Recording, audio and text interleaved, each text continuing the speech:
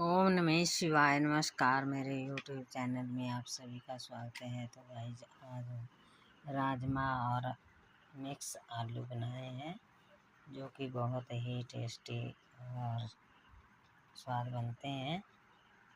और ये अचार है, नींबू का अचार और प्याज, हरी मिर्च, चावल और ये पानी।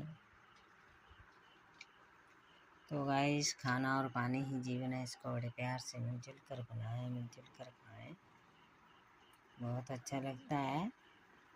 तो गाइस मेरी वीडियो आपको अच्छी लगे तो लाइक कर देना, शेयर कर देना, जो नए हैं सब्सक्राइब कर देना।